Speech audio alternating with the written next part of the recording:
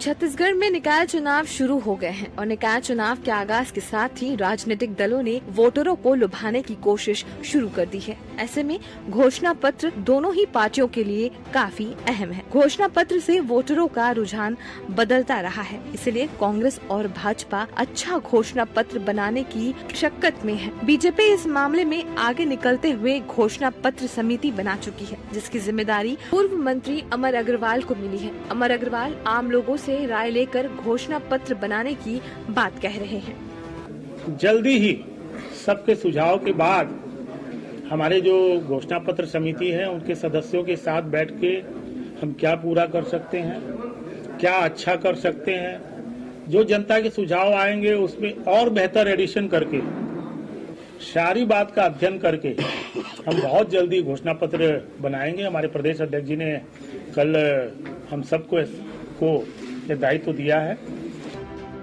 घोषणा पत्र निर्माण के साथ इस मामले को लेकर कांग्रेस पर बीजेपी की दबाव बनाने की रणनीति है। इसीलिए आज घोषणा पत्र को लेकर तंज कसते हुए पार्टी ने एक पोस्ट भी जारी किया है, जिसमें बताने की कोशिश की गई है कि घोषणा पत्र बीजेपी कैसे बना रही है और कांग्रेस को क्या चुनौतियां सामने आ रही हैं। दीपक बैज बताएं कि जनता से आखिर उनको इतना डर क्यों लग रहा है, वो स्वीकार करें, जनता से माफी मांगे और फिर चुनाव को बीच में। मैं तो आरोप लगाता हूं कि जनता से कांग्रेस डर चुकी है, घोषणा पत्र का सुझाव नहीं मांग रहे हैं, मतलब जनता के बीच में जाने की इनकी स्थिति नहीं है। नगरीय निकाय के चुनाव में कांग्रेस जनता से कन्नी काट चुकी है, उनको परिणाम मालूम है कि क्या होना है, तो इसलिए हम मेहनत क्यों करें। जब परिणाम ही नहीं आना तो मेहनत क्यों करें। इधर कांग्रेस ने भी घोषणा पत्र समिति बनाई है और कांग्रेस घोषणा पत्र समिति की बैठक भी हो चुकी है, लेकिन अब तक घोषणा पत्र की जंग में बीजेपी के तंज पर कांग्रेस भी पलटवार कर रही है। जो इस सरकार 1 साल में पूरे शहर के सिस्टम को चौपट कर दिया है और शहर के विकास को इन्होंने रोक दिया है, उनको शहर के विकास के लिए, वहाँ की जनता के विकास के लिए क्या बेहतर हो सकता है, उसके लिए लगातार हम लोग सुझाव मांग रहे हैं। हम लोग शहर के हमारे मेयर्स और पार्षदों से और तमाम वरिष्ठ नेताओं से और कार्यकर्ताओं से भी। तो संभवतः जब घोषणा पत्र आएगी तो शहर के समुचित विकास के लिए हमारा घोषणा पत्र रहेगा। स्थानीय निकाय चुनाव सामने हैं और पिछले घोषणा पत्र के वादों का बोझ कांग्रेस के कंधों पर। ऐसे में नई घोषणा पत्र बनाने के लिए कांग्रेस को फूंक फूंक कर कदम रखना होगा, क्योंकि घोषणा पत्र कई बार राजनीतिक दलों को फायदा पहुंचाता है तो कई बार इसका नुकसान भी होता है। इस बार का घोषणा पत्र कांग्रेस के लिए कुछ ऐसी ही चुनौतियों से भरा रहने वाला है। Bureau report TV24।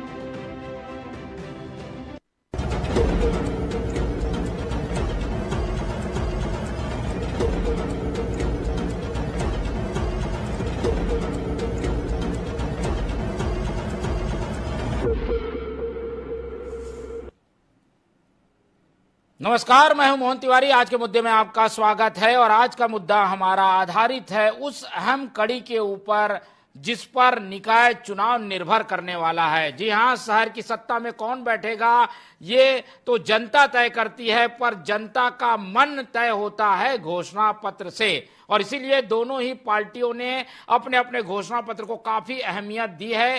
कांग्रेस अपना घोषणा पत्र बना रही है, बीजेपी ने सुझाव लेना शुरू कर दिया है। ऐसे में क्या घोषणा पत्र लुभा पाएगा लोगों को या फिर वो किसी और चीज को देखकर वोट करेंगे, इसी पर आज हम डिबेट करेंगे और जानने की कोशिश ये भी करेंगे कि दोनों ही पार्टियों के घोषणा पत्र का आकार कैसे लिया जा रहा है, कैसे वो आकार ले रहा है, इस पर भी बात करेंगे। लेकिन पहले मिल लेते उन मेहमानों से जो इस चर्चा में हमारे साथ रहेंगे। हम बहुत स्वागत करेंगे। हमारे साथ मौजूद हैं इस पूरे प्रकरण में राजनीतिक विश्लेषण शेयर करने के लिए हमारे स्टूडियो में वरिष्ठ पत्रकार अनिल चौबे जी, बहुत स्वागत है आपका। हमारे साथ बीजेपी का पक्ष रखने के लिए मौजूद हैं बीजेपी के तेज तर्रार नेता अमित साहू जी, बहुत स्वागत है आपका। और कांग्रेस का पक्ष रखेंगे हमारे साथ अमित श्रीवास्तव जी, बहुत स्वागत करेंगे उनका भी। रिपोर्ट के जरिए हमने बता दिया कि चुनाव में अब समय कम है और इस कम समय में ज्यादा काम करना है पार्टियों को, जिसमें सबसे अहम काम घोषणा पत्र बनाना है। कांग्रेस क्या कर रही है, बीजेपी क्या कर रही है, आपने देख लिया। लेकिन ये करेंगी क्या, क्या हो सकता है घोषणा पत्र में, कैसे बनेगा घोषणा पत्र, एक एक करके प्रतिक्रिया लेते हैं। सत्ता पक्ष में अभी बीजेपी है, इसलिए बीजेपी से शुरुआत करते हैं और अमित साहू जी से जानने की कोशिश करते हैं कि आखिर बीजेपी ने क्या पैटर्न रखा है कब लेंगे सुझाव, कैसे आकार देंगे? अमित जी। देखिए मोहन भाई, भारतीय जनता पार्टी वो पार्टी है जिसका लक्ष्य अंत्योदय है। अंत्योदय को अपना आधार मानकर काम करने वाली पार्टी। अंत्योदय मतलब पंडित दीनदयाल जी की सोच है कि जब तक हर सरकारी योजना का लाभ अंतिम पंक्ति पर बैठे अंतिम व्यक्ति तक ना पहुंच पाए, तब तक भारतीय जनता पार्टी के कार्यकर्ताओं का उद्देश्य पूरा नहीं होता। इसलिए हर उस अंतिम व्यक्ति तक के हर सरकारी योजना का लाभ हम पहुंचा सके, इस उद्देश्य को लेकर काम करते हैं। इसीलिए आपने पिछले चुनाव में भी देखा, चाहे लोकसभा का चुनाव रहा हो, चाहे विधानसभा का 23 का चुनाव देख लो हमारे छत्तीसगढ़ का, हमने हर एक सुझाव जनता से ले कि जनता को चाहिए क्या। भारतीय जनता पार्टी छत्तीसगढ़ के एक एक जनमानस से पूछी कि आपको चाहिए क्या, आपको जो चाहिए भारतीय जनता पार्टी उसको देगी। इसलिए पूरे छत्तीसगढ़ के कोने कोने में, चाहे बस्तर के एक एक जिले हो, चाहे सरगुजा के एक एक जिले हो, चाहे दुर्ग संभाग, चाहे रायपुर संभाग, चाहे बिलासपुर संभाग, पूरे 5 संभाग से हमने सुझाव मांगे पूरे आम जनमानस से, और उनके सुझाव को अपने घोषणा पत्र में शामिल किया और उसे पूरा भी किया। ये भारतीय जनता पार्टी है। और अब जो है नगरीय निकाय के चुनाव है, ये भी बड़ा महत्वपूर्ण चुनाव होता है। जो शहरी चुनाव है और ग्रामीण के जो चुनाव है, ये जो है नीचे तक कनेक्ट करने वाला जो चुनाव है, ये पूरा सीधा सीधा जनता से, और नगर निगम की सरकार हो चाहे जिला पंचायत की सरकार हो, उसको सीधा जोड़ता है। इसलिए इस बार भी भारतीय जनता पार्टी ने जो है शहरी जनता से और ग्रामीण जनता से सुझाव मांगे हैं कि निगम स्तर पर और जिला पंचायत स्तर पर आपको क्या चाहिए, ये आप हमें सुझाव दें। और आपके जो उचित सुझाव रहेंगे, जिसको आज भारतीय जनता पार्टी की सरकार भी है और वर्तमान में हम चुनाव लड़ने भी जा रहे हैं, इसलिए आपके जो सुझाव हो उसे हम घोषणा पत्र में शामिल करके उसी हिसाब से हम घोषणा पत्र बनाएंगे, ताकि आपके मन को, आपके उम्मीदों को भारतीय जनता पार्टी पूरी कर पाए। ये उद्देश्य है मोहन भाई हमारा। बिल्कुल, और इसीलिए एक लोगों को कनेक्ट करने के प्रोसेस में बीजेपी अपना घोषणा पत्र बना रही है। कांग्रेस के पास क्या है, इस बार घोषणा पत्र का संयोजन का काम सत्यनारायण शर्मा जी को मिला है, लेकिन कमेटी काफी लंबी चौड़ी है, हर वर्ग का प्रतिनिधित्व उसमें रखा गया है। कांग्रेस क्या करने वाली है वो भी सुन लेते हैं पहले अमित श्रीवास्तव जी से। अमित श्रीवास्तव जी, ये कांग्रेस का क्या रहेगा, क्योंकि उनकी तो हर नगर निगम में सत्ता थी, ऐसे में वो घोषणा पत्र कैसे बनाएंगे? क्योंकि उनसे तो पूछा जाएगा कि आप लोग तो सत्ता में थे, कितने पूरे हुए वादे, इस तरीके के सवाल आएंगे। कांग्रेस क्या नया करेगी घोषणा पत्र को लेकर? मोहन जी, निश्चित तौर पे 14 की 14 नगर निगमों में हमारे महापौर हैं, और आपने ठीक कहा कि हमारी जिम्मेदारी और जवाबदारी है कि हम उनको बताएं कि जनता ने देखा है कि पिछले 5 सालों में जो जन कल्याणकारी योजनाएं हमने लाई है, हमने जो लाया है, उससे जनता का कितना भला हुआ है, जनता बेहतर जानती है। तो ये हमारे लिए अब जो घोषणा पत्र हम जारी करने वाले हैं, मुझे लगता है कि निश्चित तौर पे ये 5 साल का हमारा रिपोर्ट कार्ड भी रहेगा, और ये भरोसे का घोषणा पत्र रहेगा। और भरोसे का घोषणा पत्र मैं इसलिए कह रहा हूँ क्योंकि हमारे पे जनता का विश्वास है। और अगर हम रायपुर की बात करें तो 3 बार से जनता हमारे ऊपर विश्वास कर रही है, और लगातार इन जन आकांक्षाओं को पूरा करने वाला होगा, और उसमें कई जन कल्याणकारी योजनाओं का हम अनाउंसमेंट भी करेंगे। और मुझे लगता है कि कम से कम ये लोकल चुनाव जो होता है, निश्चित तौर पे ये कार्यकर्ताओं का चुनाव होता है, और लगातार जो शहरी सरकार होती है वो लोगों के कहते हैं ना कि सबसे जरूरी मूलभूत सुविधाओं पे उनको ध्यान देना चाहिए। तो मुझे लगता है कि जो भी योजना आएगी वो रायपुर की और छत्तीसगढ़ की जनता नगर सरकार की आकांक्षाओं को पूरा करने वाली होगी, और निश्चित तौर पे जो जनता चाहेगी उस योजना में सम्मिलित किया जाएगा।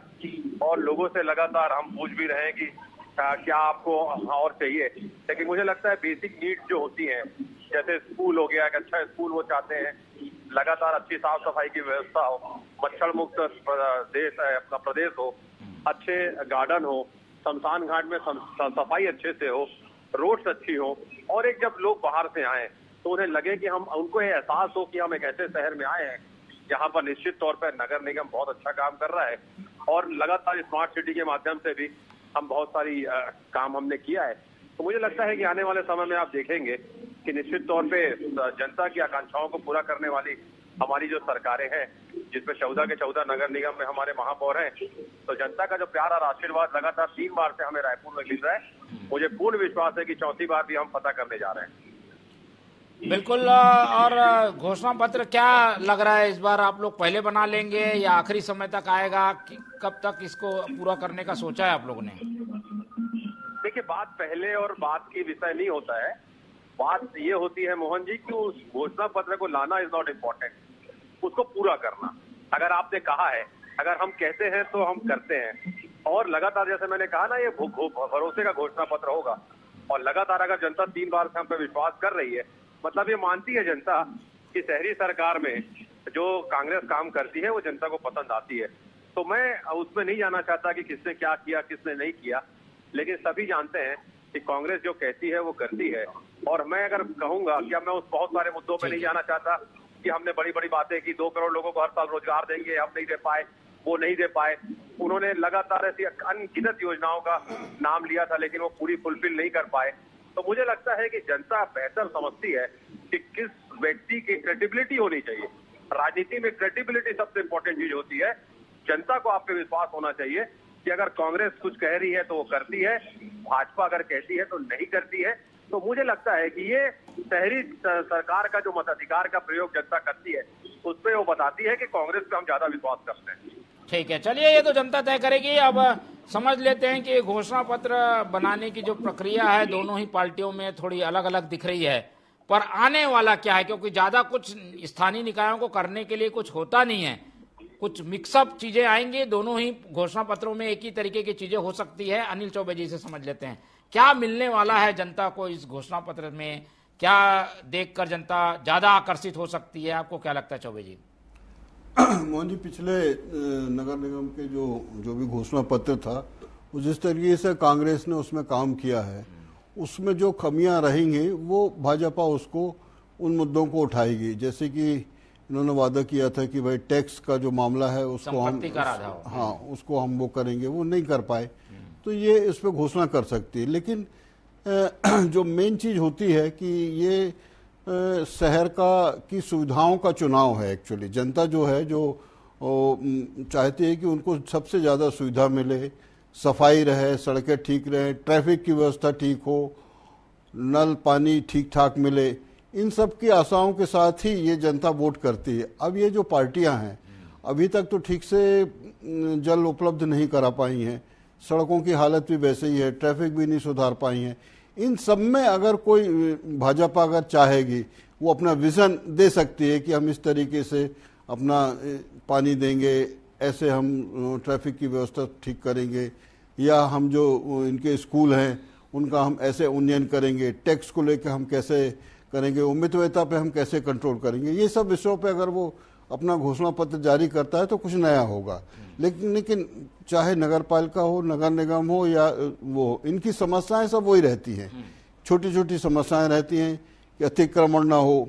एक जो सबसे मूलभूत समस्या है जिसको लेकर कोई उठाता नहीं है कि जैसे सब्जी मार्केट को लेकर एक तो थोक मंडी में चला जाता है, लेकिन उसके अलावा जो छोटे छोटे मार्केट बनते हैं शहरों में, वो अब बहुत ही ज्यादा अव्यवस्थित होते हैं। एक तो उनको व्यवस्थित करने की जरूरत है, हाइजीनिक करने की जरूरत है। ये सब मुद्दे अगर लेकर आती है तो जनता इनको अप्रिशिएट करेगी, दोनों को। अब देखिए क्या करते हैं ये इनके घोषणा पत्रों में, तो मोटे मोटे वादे होते हैं जी, और अंत में स्थिति होती है कि चुनाव के घोषणा पत्र को क्या गंभीरता से भी लिया जाता है? क्या आई गई हो जाती है बात, पता ही नहीं चलता कि ये घोषणा था या घोषणा पत्र में ये चीजें थी?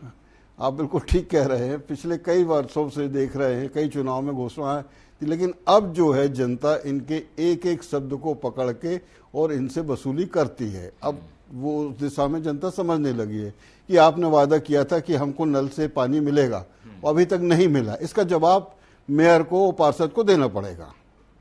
ठीक है, तो अब बचा नहीं जा सकता, लेकिन जो प्रक्रिया है वो भी कनेक्ट करती है लोगों को, और इसीलिए बीजेपी इस बात को समझ गई। सोशल मीडिया के जरिए सुझाव लिए जा रहे हैं, सुझाव को कंपाइल किया जाएगा। समय कम है, लेकिन अमित जी ये आप लोग जरूर कह रहे हैं, पर ये क्या एक कहें कि रस्म अदायगी है, लोगों से सुझाव लेकर हम बना रहे हैं। आप बनाना आप ही लोगों को है, जो लोग बैठे हैं वही बनाएंगे और बता देंगे कि जनता के सुझाव से बनाएं। एक जोड़ने के लिए लोगों को केवल ये किया जा रहा है क्या? नहीं मोहन भाई, ऐसी बात नहीं है। देखिए, जनता की भागीदारी होती है कि नगर निगम की सरकार चुनना, जनता की भागीदारी होती है सत्ता जो है स्टेट की सरकार, राज्य की सरकार चुनना, और जनता की भी महत्वपूर्ण भागीदारी होती है देश के भी सत्ता के चुनाव में भागीदारी होना। तो जब जनता नीचे स्तर से लेकर ऊंचे स्तर तक के चुनाव में भागीदारी ले रही है, तो क्यों ना उस सरकार को बनाने में जो अहम भूमिका अगर उनकी रहती है तो उनके सुझाव भी उस सरकार के लिए हो, ये बहुत महत्वपूर्ण होता है। इसलिए भारतीय जनता पार्टी चाहती है कि जनता के अच्छे सुझाव आए ताकि हमारा शहर संवरे। ये जो 5 साल में जो कांग्रेस के पूरे नगर निगम के महापौरों ने जो बट्ठा बिठा दिया है, वैसा ना हो, इसलिए हम जनता से मांग कर रहे हैं कि आपने इस कांग्रेस के कार्यकाल में क्या पाया और क्या खोया, क्या उम्मीदें थी आपकी और किस उम्मीद पे पानी फिरा, ये सब चीज हम जनता की नब्ज को टटोलने का काम कर रहे हैं। ताकि क्योंकि देखो मोहन भाई, आज आपके इस चैनल के माध्यम से मैं बताने जा रहा हूं कि पूरे के पूरे नगर निगम में अब भारतीय जनता पार्टी की सरकार आ रही है, भारतीय जनता पार्टी का महापौर आ रहा है। इसलिए हम जनता की भागीदारी सुनिश्चित कर रहे हैं कि उनके मन की सरकार हो, उनके सोच की सरकार हो, और वो जो चाहते हैं वैसा कार्य नगर निगम की सरकारें करें। इसलिए हमारा भारतीय जनता पार्टी का महत्वपूर्ण एजेंडा है, महत्वपूर्ण भूमिका है कि जनता का जो है निर्णय हर शुरुआत से लेकर महापौर बनते तक के होना चाहिए। इसलिए हम जनता की भागीदारी सुनिश्चित किए हुए नहीं। और आलोचना कांग्रेस की इस बात को लेकर हो रही है कि कांग्रेस सुझाव नहीं ले रही है। क्या कोई डर है? क्या सुझाव क्यों नहीं ले रही है कांग्रेस? इस बात को लेकर तंज कसे जा रहे हैं, पोस्टर जारी हो रहे हैं। अमित श्रीवास्तव जी। देखिए मोहन जी, मैंने जैसा पहले ही कहा कि लोग भाजपा के विषय में ये कहते हैं कि कैसे करें भरोसा, इनके स्वभाव में है धोखा और झूठ फरेब और धोखा, यही तो रहता है भाजपा का लेखा जोखा। तो उनपे तो वो विश्वास ही नहीं करते। शहरी सरकार मैंने जैसा कहा कि अगर 3 बार से हमारे महापौर जीत रहे हैं तो लगातार मतलब जनता हमें पसंद कर रही है, हमारी योजनाओं को पसंद कर रही है। और लगातार मैंने जैसा कहा ना, मैं उस पर नहीं जाना चाहता कि इन्होंने क्या वादे किए नहीं किए, वो जनता बेहतर जानती है। लेकिन मैं फिर कह दूं कि ये नगर की जो सरकार बनती है, निश्चित तौर पे जनता इसका इंतजार कर रही है। और लगातार जैसे अभी चौबे भैया ने कहा कि उनको मतलब रहता है कि कैसे उनको स्वच्छ जल मिले, लाइटें जले, स्ट्रीट लाइट जले, रोड अच्छी हो, गार्डन अच्छे हो, एक शहर का वातावरण निश्चित तौर पे वो लगे कि हम जिस शहर में रह रहे हैं वहाँ की जो संस्थाएं हैं वो काम करती हैं। और लगातार मैं आपको बता दूं कि हम वही घोषणा पत्र में लाएंगे जो जनता चाहती है, और जनता की आकांक्षाओं को पूरा करने वाला वो घोषणा पत्र होगा। और मैं पुनः कह दूं कि वो भरोसे को पूरा करने वाला होगा, क्योंकि लगातार अगर जनता हम पे 3 बार से भरोसा कर रही है तो हमारी जिम्मेदारी और जवाबदारी और बढ़ जाती है। एक ऐसा शहर को और डेवलप करें, ऐसा शहर बनाए कि उसकी खूबसूरती, उसकी स्वच्छता, आने वाले समय में रायपुर को लोग घूमने आए, आज भी आते हैं, लेकिन एक राजधानी के स्वरूप को नहीं। तो ये बात सुझाव के तौर पर किसी से लेते, लोगों से पूछना, ये क्या कांग्रेस ने अभी तय नहीं किया है? ये नहीं करेगी कांग्रेस? देखिए, मैंने तो आपसे पहले ही कहा कि जो जनता चाहेगी वही घोषणा पत्र में होगा। हमने तो विधानसभाओं में एक संगठनों के पास जाके, लोगों के पास जाके अपना घोषणा पत्र बनाया था।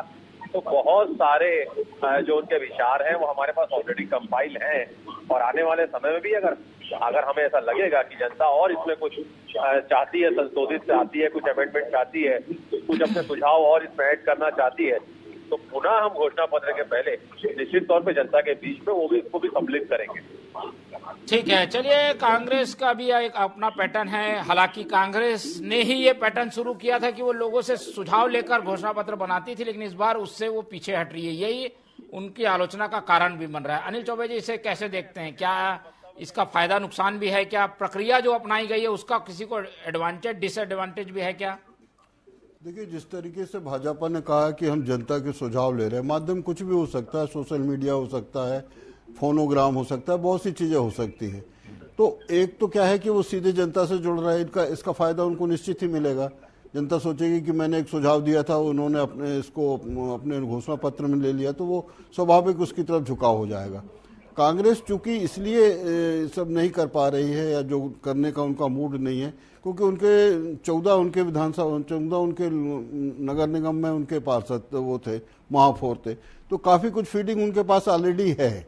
तो हो सकता है उसी को कंपाइल करके उसमें कुछ बेहतर निकालने की कोशिश करेंगे। लेकिन वस्तु स्थिति ये है कि जो नगर विकास होता है, नगर विकास की नैतिक जिम्मेदारी होती है नगर निगम की। उसमें सबसे मेन चीज है साफ सफाई, स्कूलों की व्यवस्था, ट्रैफिक का सुधार और टैक्सेशन का जो है कम से कम बोझ पड़े जनता पे। इस तरीके से अगर कोई अपना मैनिफेस्टो लेकर आता है तो शायद जनता उसको ज़्यादा प्रेफर करेगी। बाकी पॉलिटिशियन है क्या सोचते हैं, वो क्या उनकी वो है, ये बेहतर इसका एक मतलब मनोवैज्ञानिक असर पड़ता है कि लोगों हाँ, के सुझाव लेने से क्या होता है कि वो सीधे जुड़ जाता है। जनरली देखिए ना, कभी कभी मैसेज आता है कि रमन सिंह बोल रहे हैं कि आपको वोट देने जाना है, जबकि वो ऐसा आदमी जो रमन सिंह को शायद ही जानता हो या रमन सिंह ने कभी उससे बात नहीं करी, लेकिन जब उसके फोन पे वो फोन आता है ना तो उसको लगता है कि चलो मैं कनेक्ट हुआ। एक साइकोलॉजिकल इफेक्ट तो होता है और उसका फायदा भी मिलता है। हो सकता है कि अच्छे सुझाव आए और अच्छे सुझाव आने से हो सकता है इनका घोषणा पत्र बहुत अच्छा बन जाए। और ये हम भी उम्मीद करते हैं कि अच्छा घोषणा पत्र हो, अच्छी घोषणाएं हो और शहर अच्छा हो, बेहतर हो। अभी तक तो कुछ ऐसा देखने मिला नहीं है। ठीक है, वो चुनाव के बाद देखने को मिलेगा। ठीक, एक और शब्द, क्योंकि चुनाव में गढ़े जाते हैं और उनका असर भी होता है। डबल इंजन, अब उसके बाद ट्रिपल इंजन की बात हो रही है कि भाई केंद्र में भी सरकार, राज्य में भी सरकार, नगर निगम में भी सरकार। अमित साहू जी इससे इत्तेफाक रखेंगे, कैसे इसका भी असर फायदा लेने की कोशिश करेंगे कि भाई देखो हमारे 2 जगह सरकार है, यहां भी बनाई है। तो जनता सोचती है फायदा मिलेगा, वो नहीं देखती कि कौन अच्छा बुरा, वो दे देती है वोट। ये टैक्टिक्स है क्या बीजेपी की? देखिए मोहन भाई, अभी अगर वर्तमान में इस प्रदेश की राजधानी रायपुर की बात करें तो रायपुर की जनता ने अपनी खुली आंखों से देखा है कि यहां चाचा भतीजा ने मिलकर जो कारनामे किए हैं, कारनामे चाचा भतीजों के किसी भी आम जनमानस से छुपी हुई नहीं है। उसके अलावा भ्रष्टाचार कितने पैमाने पर देखा गया है कि केंद्र से जो आई राशि, स्मार्ट सिटी की राशि का किस प्रकार से दुरुपयोग, बिना टेंडर के काम बांटे जा रहे थे, किसी कार्य का हिसाब किताब नहीं था, बेहिसाब बोले ये रायपुर के जो महापौर थे तथा कथित जिहादी जिसको कहते हैं, जिहाद को लेकर जो चलते हैं, तो इन्होंने पूरे राशि की बंदरबाट की। इसीलिए हम कह रहे हैं कि केंद्र में भी सरकार भाजपा की रहे, राज्य में सरकार भाजपा की रहे और नगर निगम में भी सरकार भाजपा की रहे। तो अगर भारतीय जनता पार्टी की केंद्र की सरकार अगर 1000 करोड़ रुपए भी भेज रही है तो सीधे सीधे रायपुर राजधानी के विकास के लिए 1000 करोड़ रुपया बिना एक पैसे कम हुए सीधा सीधा नगर निगम के खाते में आएगा। इसीलिए ये विश्वास जो है जनता के भीतर हम डालने जा रहे हैं। जनता ने अपनी आंखों से देखा उस सपने को जो कांग्रेस के नगर निगम में सरकार के रहते जनता ने देखा था, वो सपने सारे चूर चूर हुए हैं। चाचा भतीजों ने मिलकर पूरे रायपुर में गुंडागर्दी, जमीन को कब्जा करना, स्मार्ट सिटी के पैसे को दुरुपयोग करना, कार्य कुछ भी नहीं करना, सफाई व्यवस्था चरमरा गई थी, ना लाइटों की प्रॉपर व्यवस्थाएं थी। तो ये सब चीज देखा है, इसलिए हम विश्वास जनता का हम हासिल और अर्जित कर रहे हैं, ताकि जो विश्वास 2023 के चुनाव में जनता ने छत्तीसगढ़ में भाजपा के ऊपर किया, 2024 के चुनाव में जनता ने लोकसभा में भाजपा के ऊपर किया, वही विश्वास जो है हम जनता के भीतर लाने का प्रयास कर रहे हैं, ताकि जनता का भरोसा भारतीय जनता पार्टी के प्रति हो और भाजपा की सरकार नगर निगम में बने। ठीक है, एक साइकोलॉजिकल इफेक्ट पड़ता है। ट्रिपल इंजन अब कहा जा रहा है तो आदमी सोचता है कि ट्रिपल इंजन में तेजी से विकास होगा, इसका असर है? लास्ट सवाल ले लेते हैं चौबे जी। देखो, निश्चित ही क्या है कि ये जो ट्रिपल इंजन है, जैसे कि एक सामान्य व्यक्ति सोचता है कि चलो केंद्र में भाजपा की सरकार है, इसलिए शाह साहब की सरकार में कोई पैसे की कमी नहीं है, तमाम योजनाएं चली आ रही हैं, वो पैसा खर्च हो रहा, पैसा कैसे खर्च हो रहा है एक अलग बात है, लेकिन वो आ रहा, पैसे की कोई कमी नहीं होती। तो अगर यहाँ पर भी अगर नगर निगम में भी इनकी सरकार बन जाती, मतलब इनका मेयर बैठ जाता है या इनके उसमें आधिपत्य में आ जाता है रायपुर निगम में, जो भी निगम, तो उनको निश्चित ही के फायदा मिलेगा, क्योंकि एक दूसरे से सामंजस्य बना के, सबसे मेन चीज है पैसा। पैसा अगर ठीक ठाक आता रहेगा तो विकास होता रहेगा। आजकल पैसा आएगा तो विकास करना ही पड़ेगा। विकास के साथ भ्रष्टाचार एक जुड़ा हुआ है, वो एक अलग मुद्दा है, उसको तो खैर अलग बातचीत है, लेकिन पैसा आएगा तो विकास इनको करना ही पड़ेगा। चाहे वो उनकी सोच है कि स्मार्ट सिटी को कैसा बनाना है, नाले को कैसे ठीक करना है, ये जो बैठेगा उसकी सोच है, लेकिन अगर पैसा नहीं है तो वो सोच भी नहीं पाएगा। इसलिए ट्रिपल इंजन की जो सरकार है उसका बेहतर इम्पैक्ट पड़ेगा। बिल्कुल। चलिए, अब ये सारी चीजें भविष्य के गर्भ में है, लेकिन जो फैक्टर काम कर रहे हैं उसमें घोषणा पत्र भी एक बड़ा फैक्टर होगा और उसको वो सामने आएगा तो एक बार फिर से डिस्कशन करेंगे। इस पूरी चर्चा में हमारे साथ अमित श्रीवास्तव जी जुड़े, उनका धन्यवाद। अनिल चौबे जी ने समय दिया, उनका धन्यवाद। और अमित साहू जी हमारे साथ बने रहे, उनका भी बहुत बहुत धन्यवाद। तीनों मेहमानों को धन्यवाद करते हुए आज की ये चर्चा ही खत्म करते हैं और आप लोग से रखते हैं उम्मीद कि आप लोग देखते रहेंगे TV24। रखिए अपना बहुत ख्याल। नमस्कार।